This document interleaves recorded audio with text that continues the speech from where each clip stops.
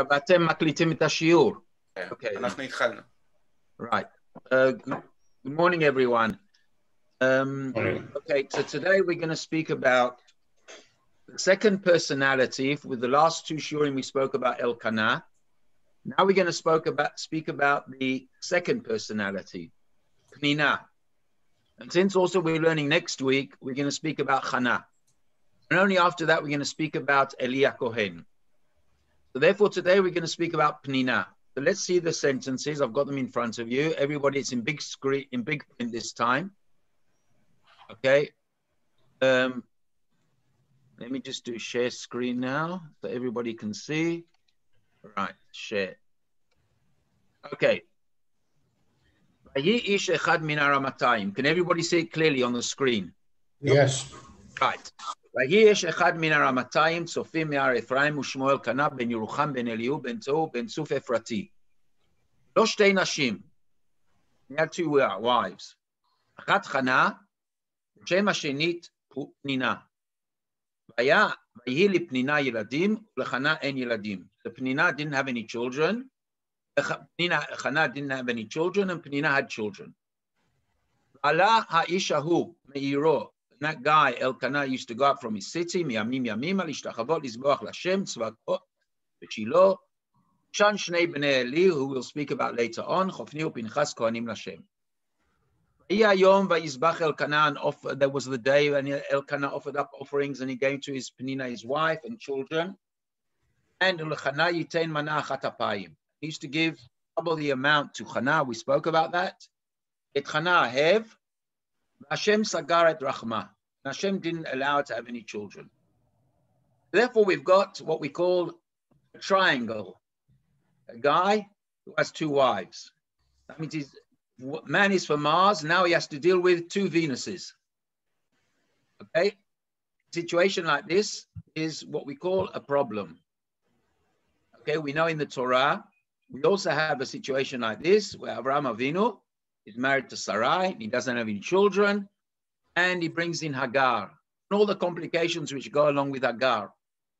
And you've got the two sisters, Rachel and Leah, two wives. Two wives is never a big deal. And in actual fact, as far as the Torah is concerned, we'll come back to the second pasuk later on. We know that Rabbeinu Gershom made a cherem, that a man cannot marry two wives. Please look in line number 35, you will see. Nose Adam kama nashim. A man can marry many wives. Who? That's on condition, efshar, lemekam b'sipukayu. You can sustain them. Sustain them physically, sustain them emotionally. You can sustain them in all the married life. The next halacha is Rabbeinu Gershom chrim, made a cherem, al hanose al ishto. He made a cherem that a man could not marry another woman. Now, what was the reason why Rabbeinu Gershom at that time made a cherem? Now, we all know that Ashkenazim accepted it. Sfardim also basically accepted it, except for the Jews of Yemen. But also in certain communities of the Sfardim, they also, only for a certain amount of time, did they accept the Cherem Rabbeinu Gershom. Now, obviously, we don't allow it, forgive me. But basically, it was a Cherem because the Torah specifically says, the Torah says, it's written in the Torah a man can marry two women. So therefore, the question arises, why in actual fact does the Torah, or did Rabbeinu Gershom make this decree? What was the need for it? Now, basically, one of the reasons which Rabbeinu Gershom saw was the following. Not necessarily did a man take his wife, marry in where he lived, did he have two wives. What often used to happen was that the man used to travel around selling things, buying things. He was a merchant and he used to go half a year here, half a year there. And he got married. He had a wife in a second place. And once his business stopped, this woman in the other place was left an aguna. He couldn't care less about her. He had children from her. The minute he stopped going there, then one of them was left an aguna. Rabbeinu Gershom saw that it became a massive social problem. Socially, it became a problem. Man having another wife in another place. Therefore, Rabbeinu Gershom decided to make cherem to the Jews of Ashkenaz were not allowed to do such a thing. Now, another reason, which obviously... Strange question. How can one rabbi say something and everybody else listens to them? No interruptions. That doesn't happen Oh, okay. No interruptions during the shir. Okay, I'll explain. Okay, so Harold, I'll just explain to it. I'll explain to this question. Okay? Rabbeinu Gershom was considered Me'or HaGolah. He was considered the light of in his period, the light of the exiles. He was like Rabbi Yehuda HaNasi in his period. Okay, he was the Rav of Germany and France. Everybody went to learn from him. Rashi's teachers were his pupils. And therefore, he had the ability, and obviously, and I'll go in a bit further, we'll go one stage further in order to explain what I'm saying.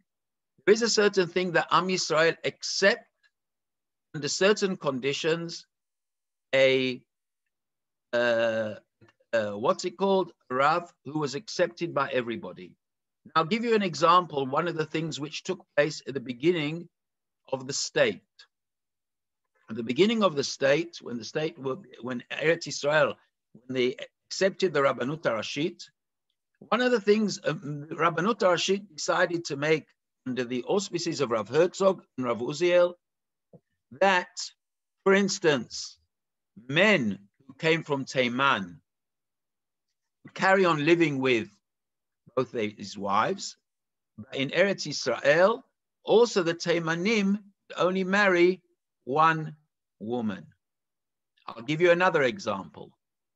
Rabbi, what's it called, the Rabbanut HaRashit said, will be no more Yibum, there will only be Chalitza.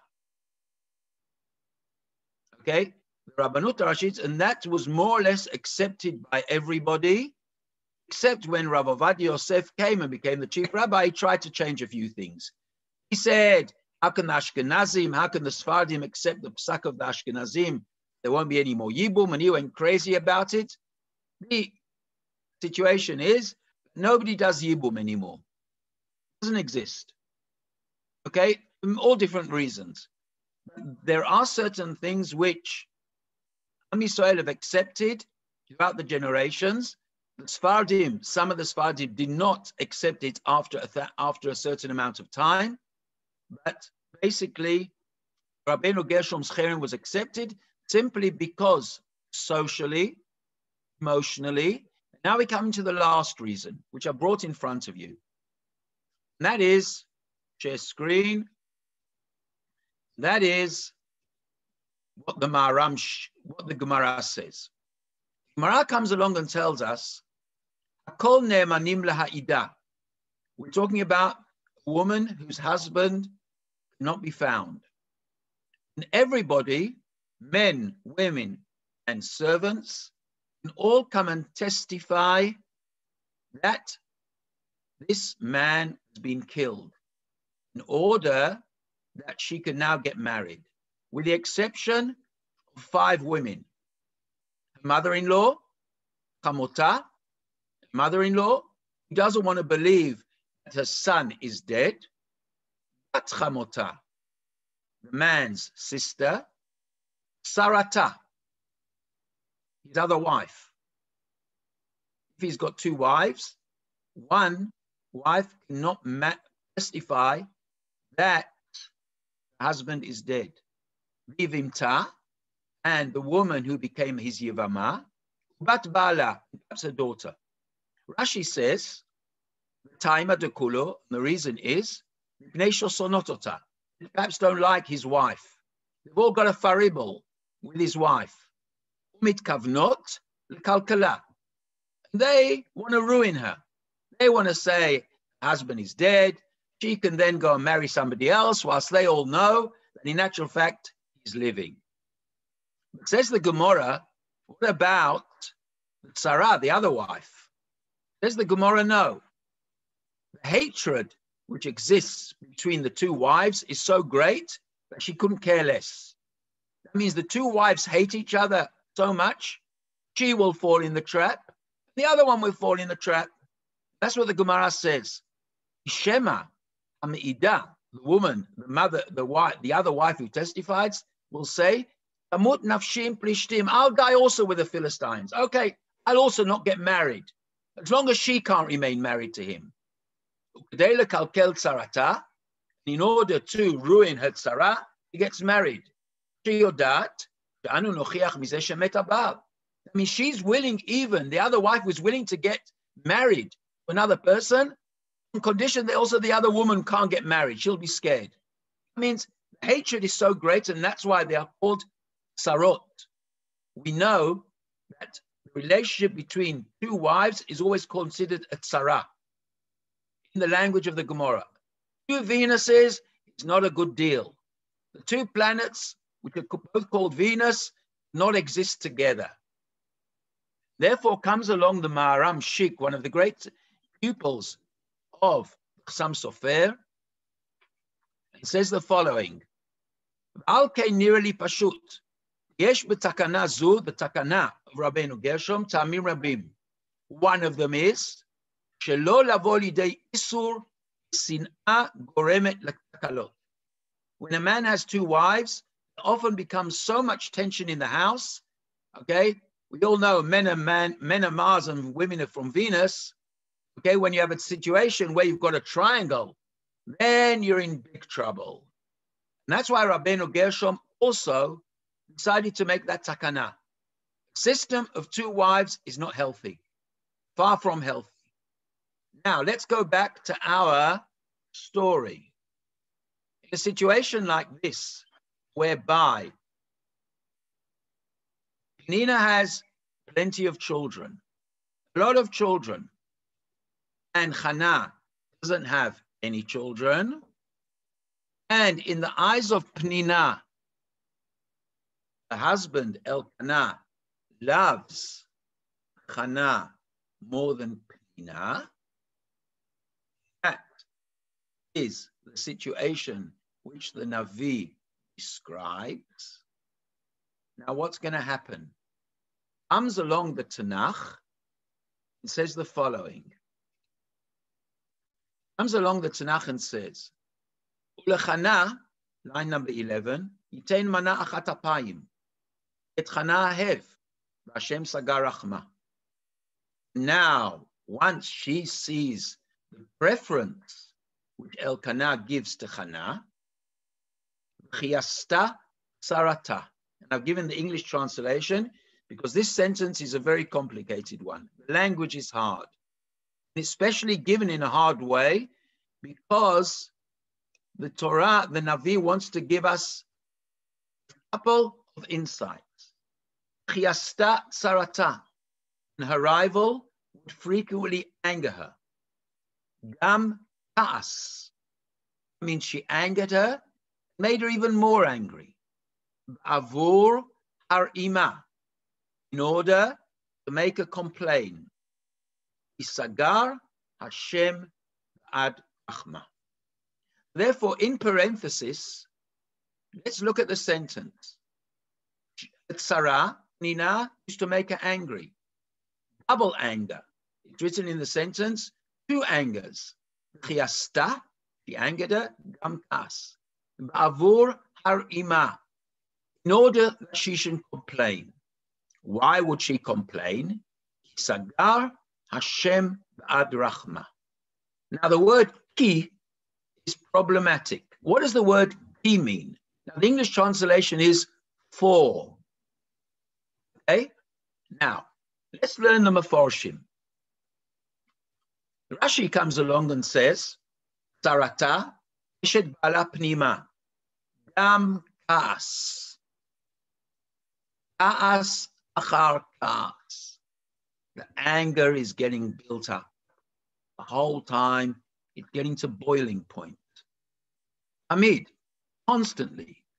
לכך נאמר גם כעס, הייתה אומרת לה, כלום קנית היום, מאפורת לבנך הגדול? Did you go to the shop to buy clothes for your big kid or for your small kid? She used to tease her. And that's the double anger. The tension is growing. She used to tease her. We'll learn the next Rashi in a minute. Ad Rachma, Neged Rachma, because she didn't have any children. The same thing the Radak says. Radak comes along and says, Tzarata, Penina shaita tzarata. וכן כל שתי נשים לאיש אחד נקראות צרות, כפי שהן אויבות זו את זו לרוב. They usually hate each other. גם כעס, כעס אחר כעס, הייתה אומרת לה דברים של כעס, לפי שלא היו בנים. עבור הרעימה, in order she should complain. Says the Radak, the word har'ima, min ra'amu panim, yan zaf, in order that she should boil over. Beresh har'ima degusha.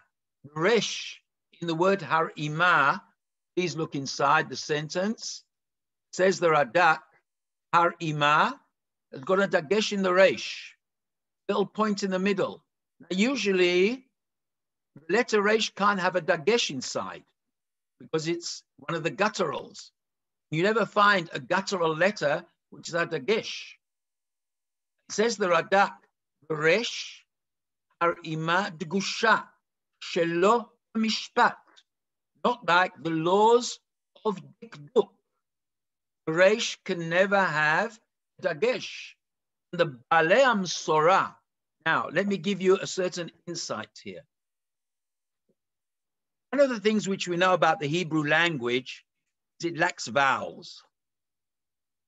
Lacking vowels is a very important dimension because if you lack vowels, then automatically, when you look at the picture of the letters, you have the ability to conjugate in your mind all different meanings.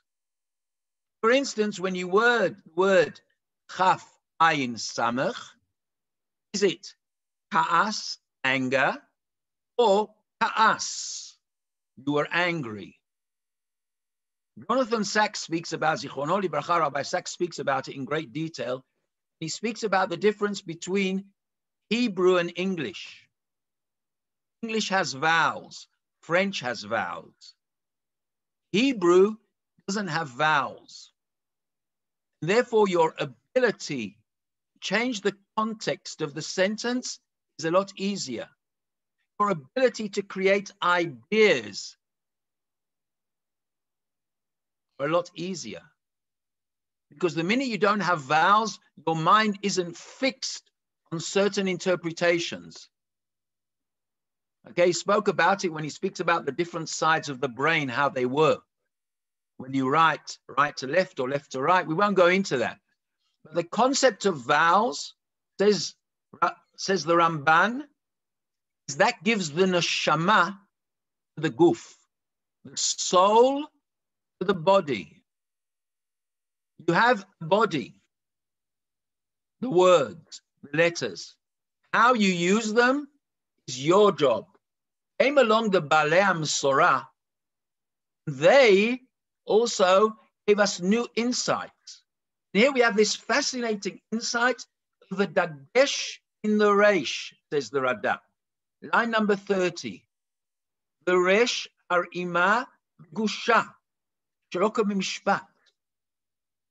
Uvachen chazek kriyat haresh. It's like shouting out. Complain, complain, complain. Making you angry, says Penina. In order, what should you do? You should complain. I want you to make your life a misery. That is the simple explanation, says the Radak. And then he says, yeah, Yonatanti again, she should be jealous. Why?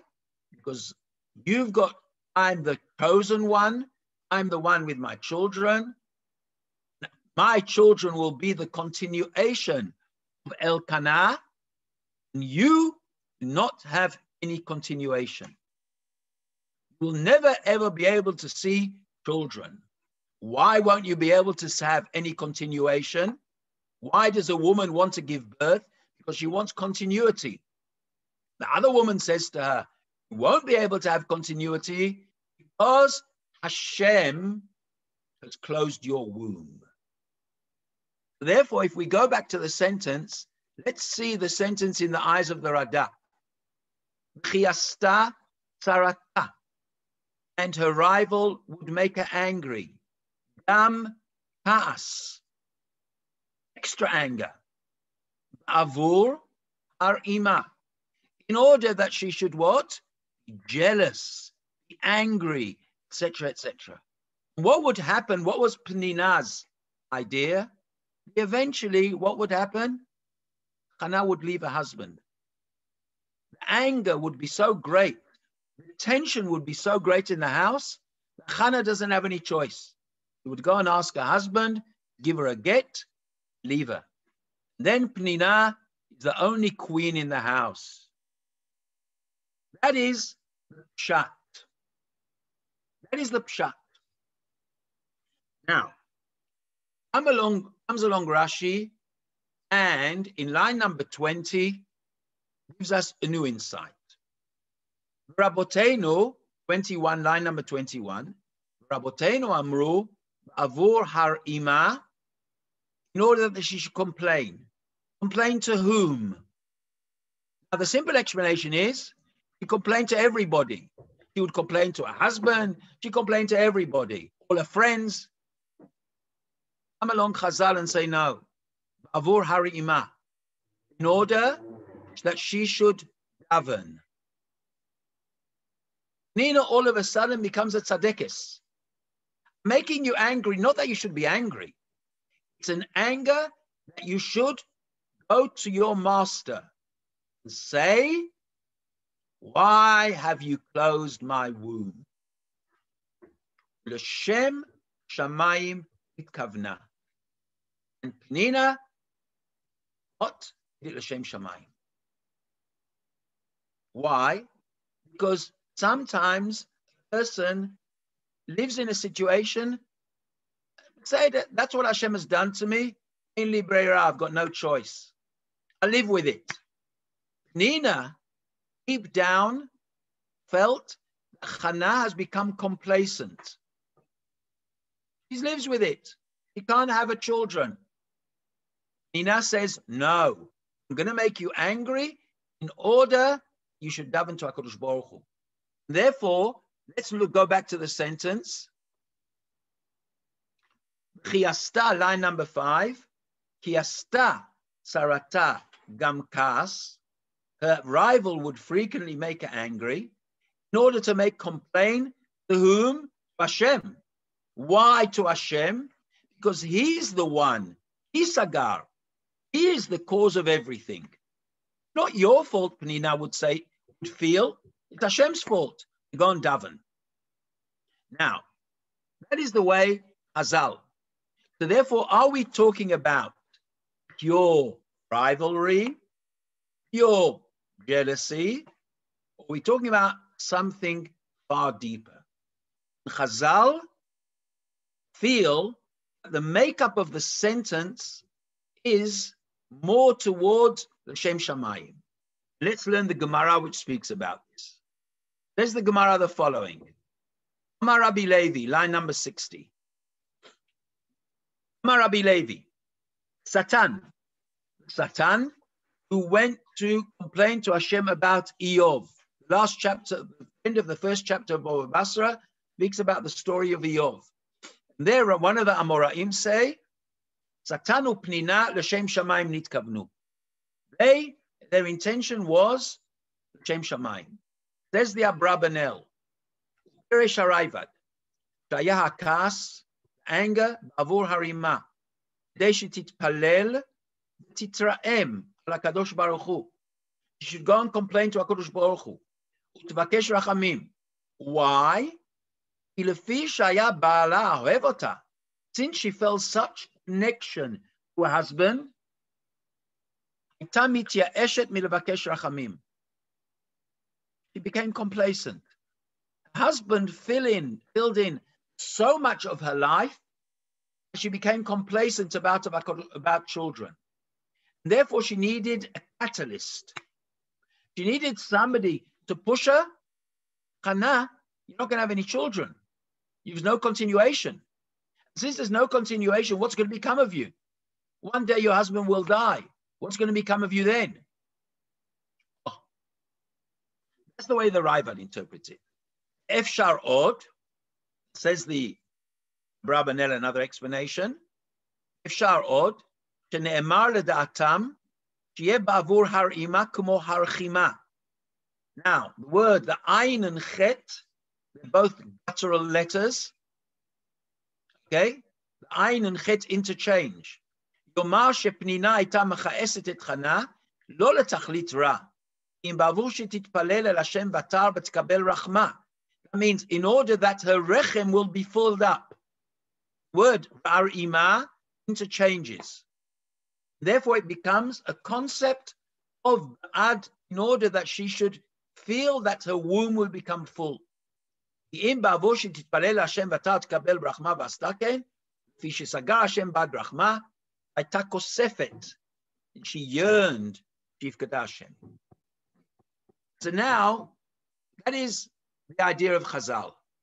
Now we're going to learn a portion of the Maharal, how he understands it. Maharal explains the following.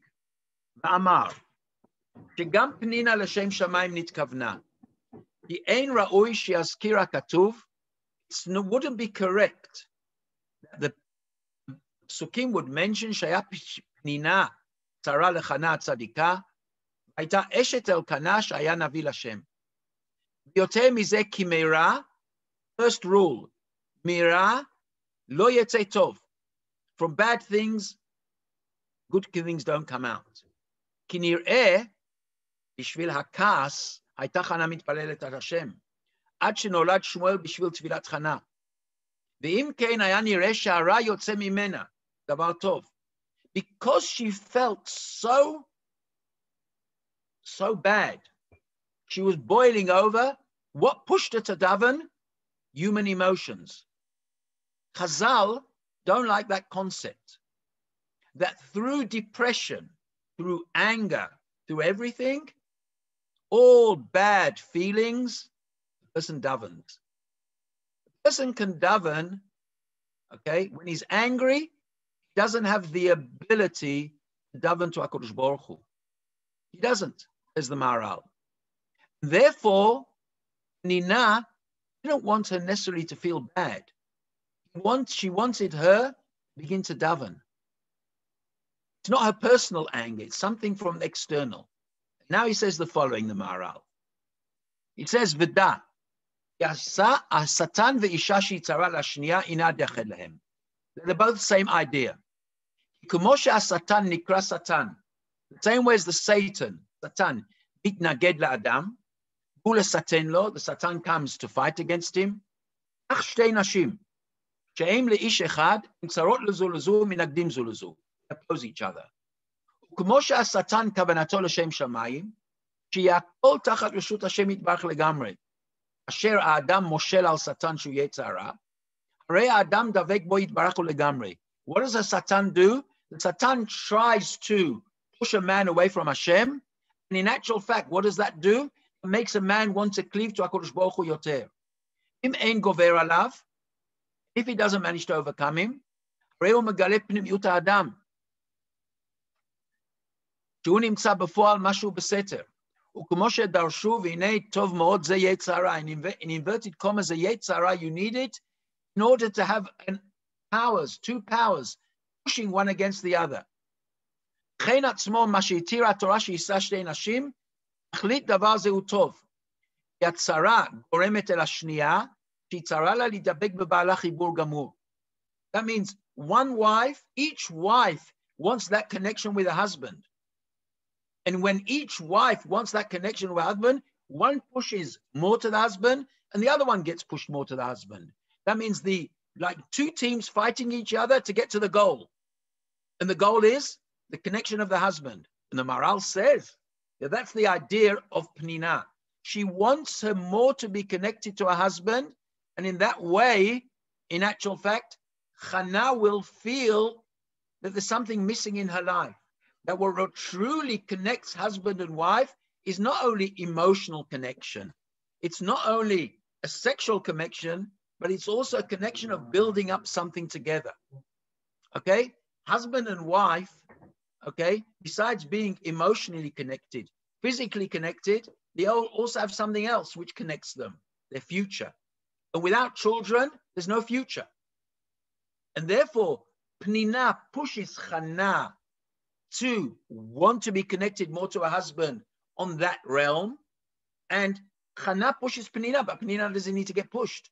And that's why the Maharal feels that Penina feels there's not enough of that connection between Chana and Elkana about the future.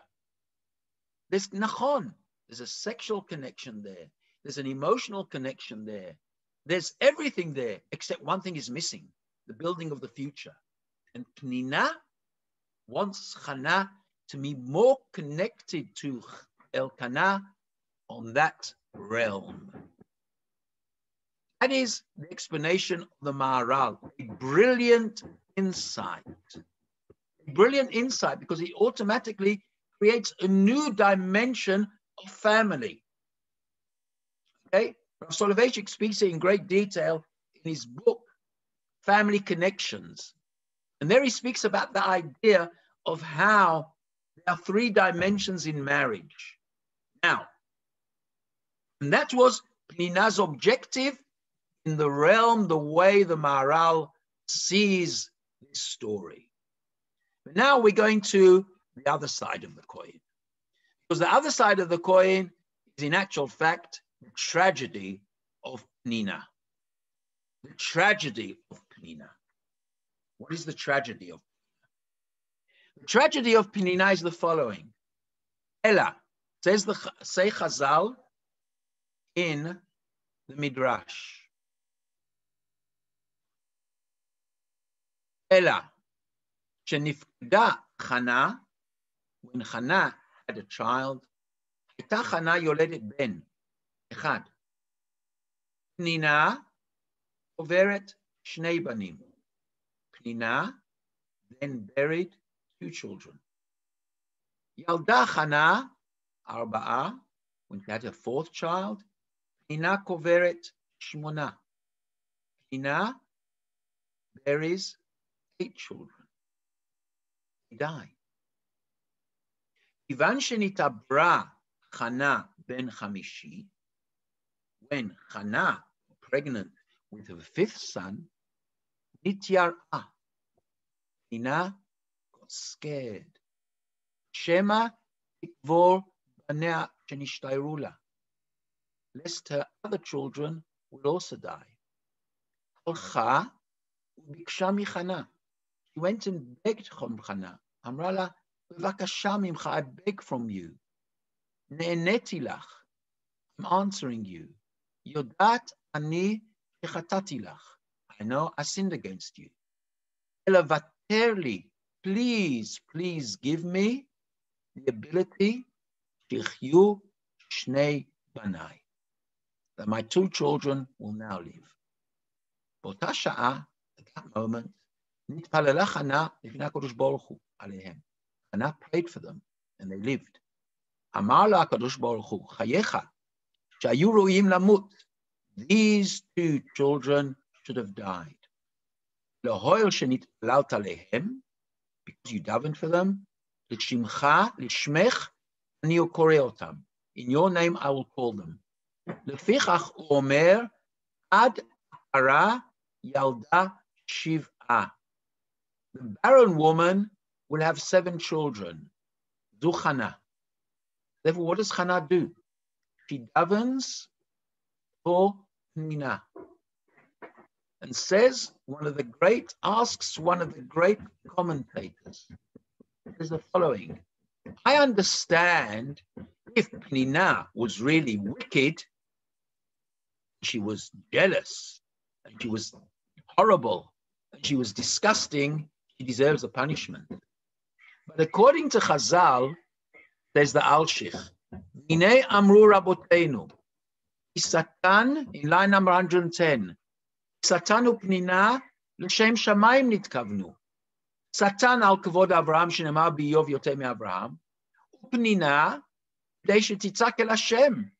Nitein la Hashem erayon. Penina wanted Chana to daven, like the Maharal said. There's something missing in your life. Get on with it. Hine l'umat zeh amru rabotenu. כי בכל אחד מהבנים שהייתה חנה יולדת, הייתה פנינה קוברת. אחד מבניה, 2 מבניה. בעלה, לא כמו זר נחשב. This is so strange. למה יומתו בניה? Why should her children die? זו תורה, זו שכרה. This is the Torah. This is her sachar. That is the question that Alshich asks. If I understand, says the Alshich, that what? That, in actual fact, Penina was a Rasha, all well and good. The minute Chazal come and say, Shem Shamayim, how does this other Midrash come and tell us that in actual fact, she gets a punishment? Zu Torah, Zu Schara. If you remember, the statement of Zu Torah v'Zu Schara is written in relationship to Rabbi Akiva.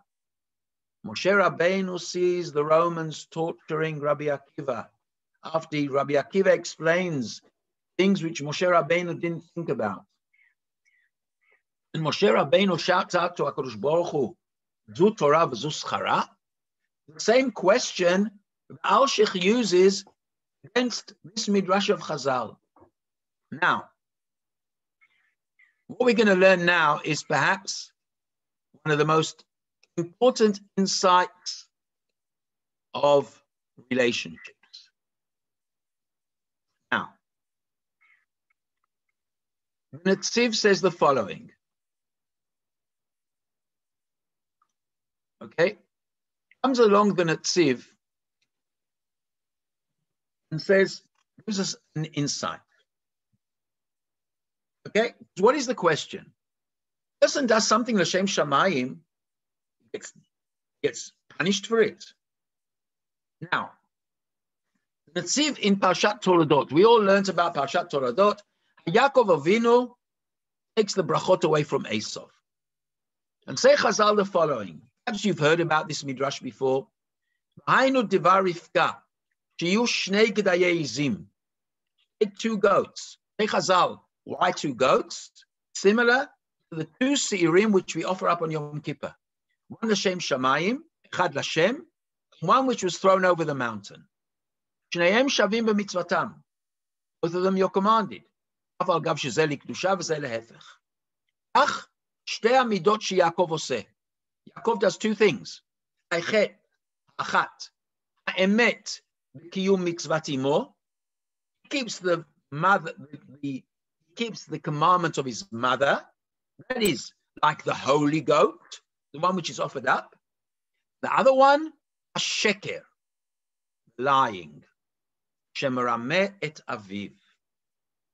Shnehem nechshavim lemitzvah. Both are considered a mitzvah. Ulavi al yadam et abrachot. Hine, Amru b'Midrash Rabbah, Shene'anash Yaakov Avinu was punished al shegaram le'Esav tetza'aka gdola umara. Esav cried a very loud cry. Tza'aka, as Nechama Leibovich Alei Al Hashem used to say, When the Torah says something in great detail or describes it, this is a bad deal. Shetza'ak, tza'aka, dola, umara. Yaakov Avinu made Esau so upset. This, say Chazal, the Hevi, Mordechai tza'ak, tza'aka, dola, umara. When Mordechai hears of the Gezerah of Haman, he cries out, tza'aka, dola, umara. What Yaakov did Esau, later years, Haman, or HaKadosh Baruch Hu, was to Mordechai. Says Netziv, I don't understand. Lichora kashe. Al mazen ne'enash b'tzakat Esav.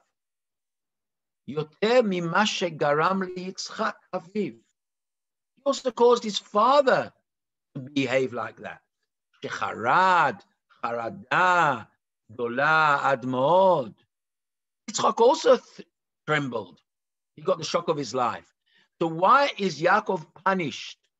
Esau, not what he does to his father. Says the Netziv, אבל העניין, להשתמש בעבירה לשמה. Use an עבירה for לשם שמיים, יש להיזהר הרבה, שלא ליהנות ממנה כלום. You're not allowed to have any benefit from an עבירה לשם שמיים. לא דמי לעושה מצווה. It's not like keeping a mitzvah. אף על גב שנהנה, המצווה עומד במקומה. When you sit in the sukkah, you're not only keeping a mitzvah, you can enjoy sitting in a sukkah. When you do a mitzvah, you're allowed to enjoy it. A person likes matzah, he's also allowed to enjoy eating matzah, even though he's keeping the mitzvah. But when you do an aveira, Shem Shamayim, like Yaakov Avinu does, הנאה, the benefit, שמגיע לגוף מזה, the benefit which your body gets from it, al korchochu aveira. At the end of the day, this is an aveira. וכבואה ביבמות דף קג' ונזה דף כ"ג. בהי שאמרו גדולה aveira לשמה. Like we learned from Yael, and we spoke about it when we learned about Yael and Dvor and Sisra. Umaksher, the Gemara asked, when she slept with Sisra, she got benefit.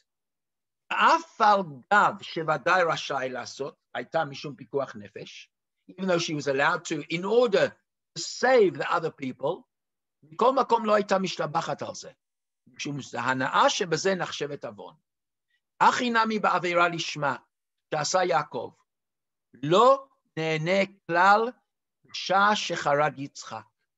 Yaakov was so sad when he heard Yitzchak, his father, trembling. And he was very sad. But he didn't have any choice because his mother told him to do it. When he heard Esau shouting out, say Chazal, Samach b'libo. I've got him again. I've got Esau.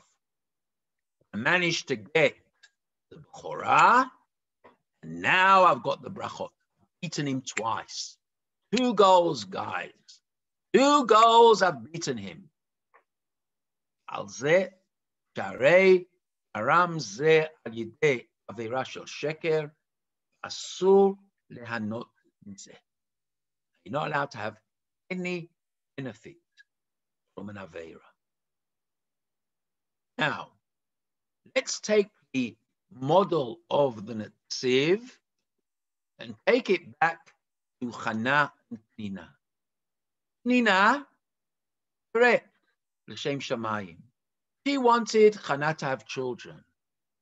But on the other hand, say Chazal, deep down, there was also a bit of, she enjoyed it. She enjoyed it. That means to say, HaKadosh Baruch Hu looks deep down in the soul of the human being. He weighs up. I hate every minute of the Aveira? Did Penina hate every single time she made fun of Chana? And she was saying to herself, yeah, I'm doing it l'shem shamayim, l'shem shamayim, l'shem yichud kucha baricho. Chana, go and buy food for your children. Chana, go and buy this. Chana, do this for your children. Now, what did Penina feel? Her objective might have been l'shem shamayim.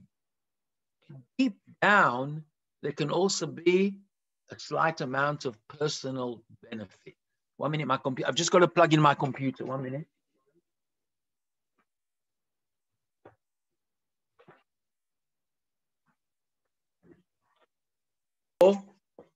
Chazal come and tell us, correct, 2 things occurred in this story.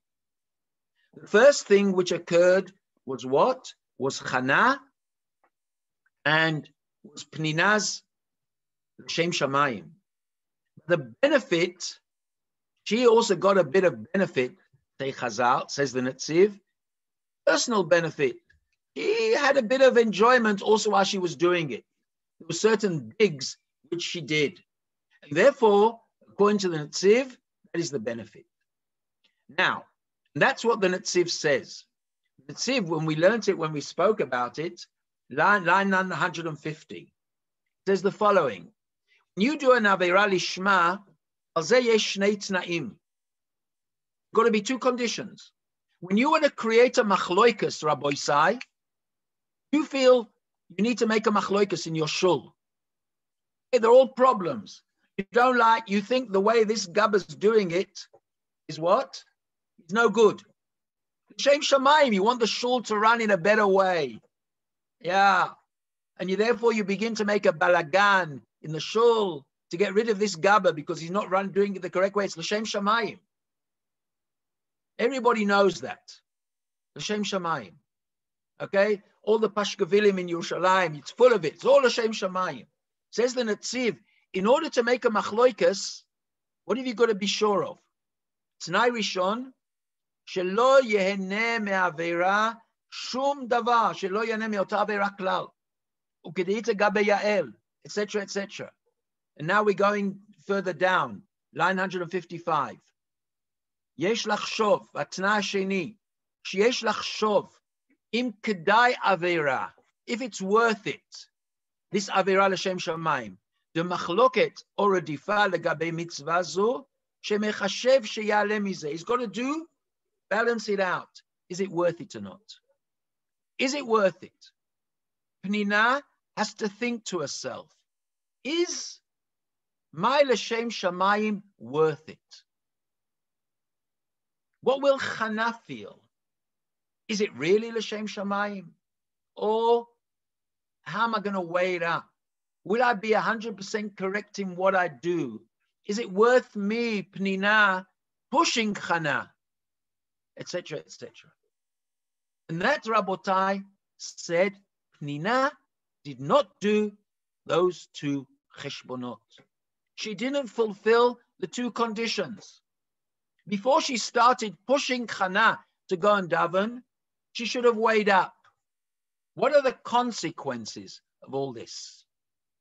Now, I want to go to the last keta part of this explanation, which is a very important one of Reb Chaim Shmulevitz, the Rosh Yeshiva of Mir. Says Reb Chaim Shmulevitz the following: Kvar bi'arnu shebe'averot shebein adam lechavero, averot between ben adam lechavero, lo po'elet havana tova. No good intentions help.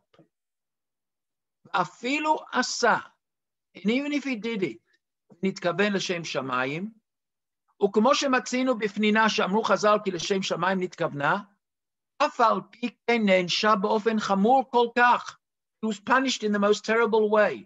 שמתו בניה. כתוב רבת בנים אומללה. A woman who had many children now becomes despondent. ואף על פי שפנינה צדקת גמורה הייתה, He was a tzaddiket. ובוודאי היה קשה לה מאוד. It was very hard for her לצייר את חנה. כל מה שעשתה, לא עשתה, אלא להביאה לידי תפילה. And all what she did was bring it תפילה. היה בכך מסירות נפש מצד פנינה, ובכל זאת, מה נורא עונשה וכל כך למה? Why was the punishment so great? כי הפוגע בחברו, יהיו מחשבותיו אשר יהיו.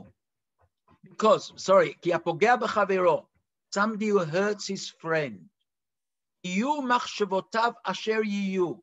Whatever he's thinking, מכניס ידו לתוך תנור אש. When you make a person upset, it's as if you are putting your hand in fire. ואין הכוונה טובה יכולה לשנות זה מאומה. Every intention you've got can never change anything. I'm putting my hand in fire. הסכנה שבעבירה בין אדם לחברו הוא במציאות טבעית ממש, כשם שהאש שורפת הטבע. The same way as fire burns down nature, so hurting a person's feelings are, whatever your good intentions are, it doesn't make any difference at all, Rabbi Isai. It doesn't make any difference. You've hurt somebody. He gained from it. He had children. And I had children. What difference does it make? At the time when it was said, it hurt. At the time when it was done, it hurt. And the minute you hurt somebody's feelings, automatically, what's going to happen? Hashem's going to punish you. That is the story of Hannah and Penina. You may have the greatest intentions. You may have the greatest meaning. But what have you done at the end of the day? You want somebody to keep a mitzvah ben adam lamakom. You want him to be a tzaddik. But how do you push him to be a tzaddik? How do you push a person to daven? You're going to hurt his feelings. As v'chalila. Never. Therefore, says the mitzvah of tochacha, of telling people off, has got to be done in such a special way that you don't hurt anybody's feelings. You go to them privately, you go to them quietly, etc. You speak to them nicely. But the minute you hurt a person's feeling and you damaged somebody's emotions, it's like putting your hand in fire. That, Rabotai, is the essence of the story of Hannah and Penina. Hannah and Penina is the essence of behavior, of connections, of how to speak to one another. And even though Penina intentions were great, it doesn't make any difference. And we're just going to finish off this shiur. Next week, I'm giving also a share, and we're going to take Hannah's perspective. Here we've spoken of Penina's perspective. And therefore, we're going to have three perspectives in this triangle. Elkana, Penina. The first share was on Hannah and prayer. Tomorrow, we're going to speak about Hannah as a person next week. But now I just want to finish off by learning with you the explanation of the Al-Sheikh himself. The Al-Sheikh himself says the following.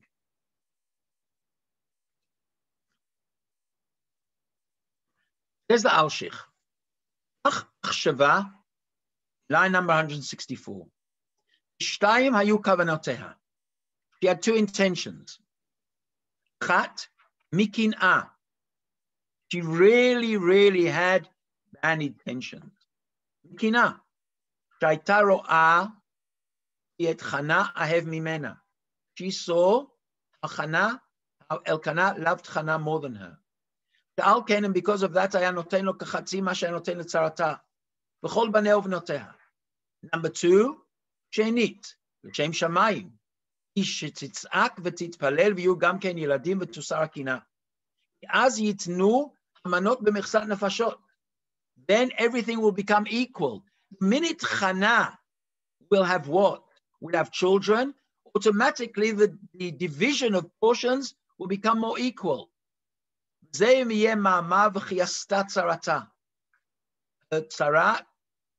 rival made her angry.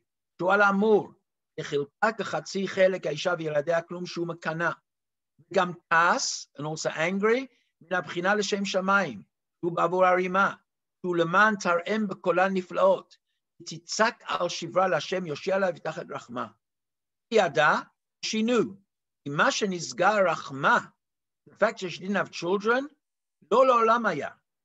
כי אם שהשם עשה על שמתאבל לתפילתה.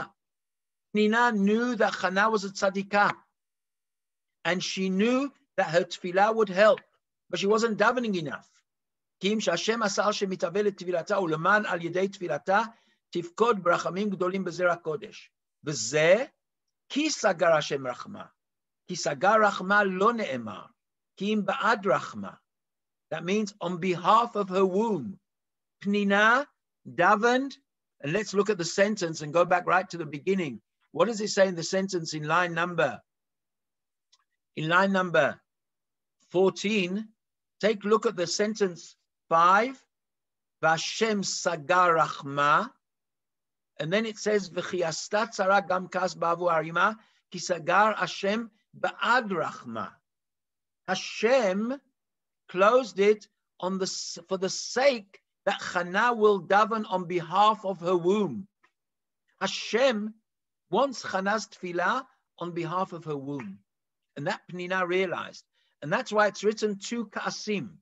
1 ka'as, because the physical anger and the spiritual anger, in order that what? That Hannah should daven on behalf of her womb. And that says the Al-Sheikh is 2 kavanot mixed together, 2 intentions. What do we learn from this? We've learned perhaps one of the greatest lessons of human behavior. People often shout out, I do things l'shem shamayim. I do things for this reason. Let's now try to analyze why you've done it l'shem shamayim. What is your true reason? How much l'shem shamayim is involved in here? Half and half. Is it 75-25? Is it 90-10? Doesn't make any difference. The minute it says Reb Chaim Shulevitz is even 10% or 5%, you've heard that person, not worth it. Just cut it out. Don't bother. The Sefer of Shmuel and the Sefer, the first chapter, speaks about human relationships. That's what we have to learn when we learn Tanakh. When we learn Tanakh, we have to try to understand it not only from learning Torah, it also teaches us personal and interpersonal relationships. This story of Hannah and Penina and the effect of 2 women in one house, Sarah and Hagar, Rachel and Leah, Hannah, Penina, is never a good recipe for marriage.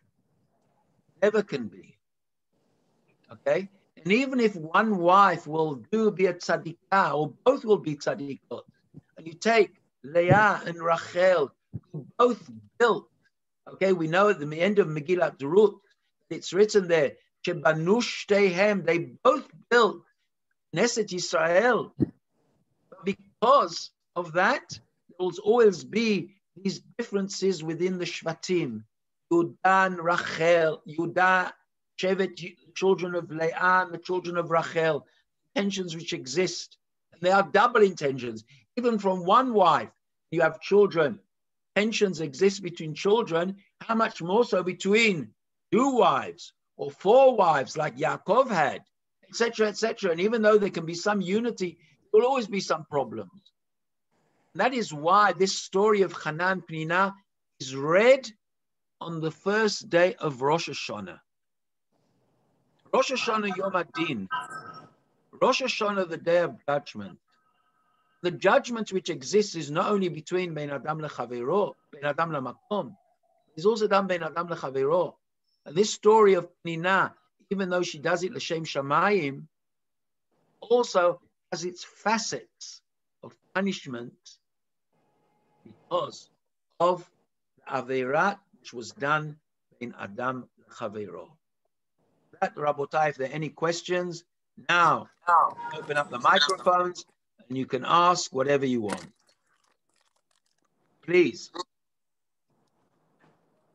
Questions? Nothing, no he'arot, no, okay.